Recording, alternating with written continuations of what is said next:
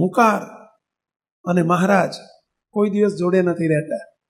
જ્યાં હું હોય ત્યાં હરિ ન હોય, અને હરિ હોય તો હું ન હોય. તમારી જગ્યા ઉપર કાં તો તમે બેસી શકો અને કાં તો બીજી વ્યક્તિ જે બેસી શકે, પણ એક જગ્યા ઉપર બે વ્યક્તિ બેસી શકે કોઈ દિવસ? એમ હું ને બેસાડો, કાં તો હું ને ઉઠાડી મૂકો ને હરીને બેસાડી દો. ચોઈસ આપણી જોડે છે, ચોઈસ આપણે કરવાની છે. બેમાંથી શું પસંદ કરવું એ આપણે વિચારવાનું છે. બોલો, હરી જોઈએ કે હું જઈએ? હુંમાં શું વળે પહેલા? કંઈ ના વળે. હું કરીએ છીએ આપણે, કંઈ ના વળે. જો તમે એક કૂતરાને બોલાવવું હોય ને, રોટલો નાખવો હોય ને તમારે બોલાવવું હોય તો શું કરવું પડે? તું એવું કરો ને કે હું, મને ખ્યાલ નથી. હા, કૂતરું બોલાવવું હોય કેવી રીતે બોલાવે કહો છો?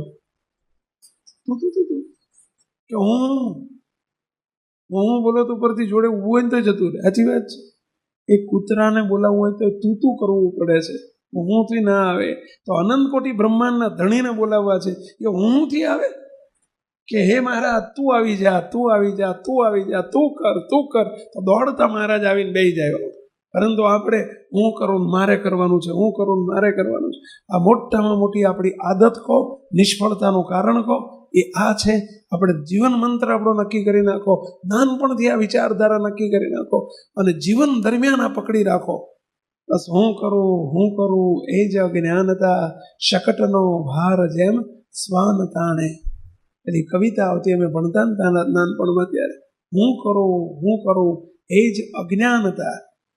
મોટામાં મોટું અજ્ઞાન કયું? હું કરું એ જ. પરંતુ અને એને કેવી દ્રષ્ટાંત કેવું આપ્યું?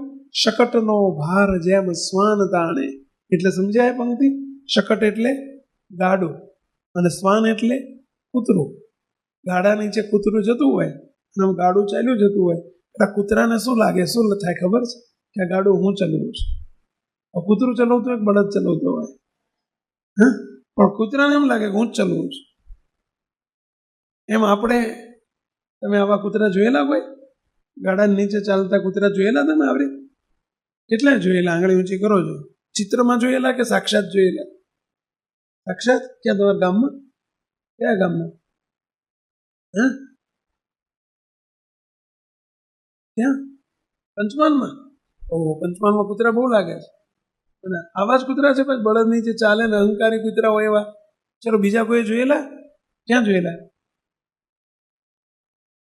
હે, પાટણમાં? ઓહો, પાટણ તો શહેર છે, એમાં ગાડા હોય છે? હા, ગામમાં? ઠીક. તમે ક્યાં જોયેલા ભાઈ?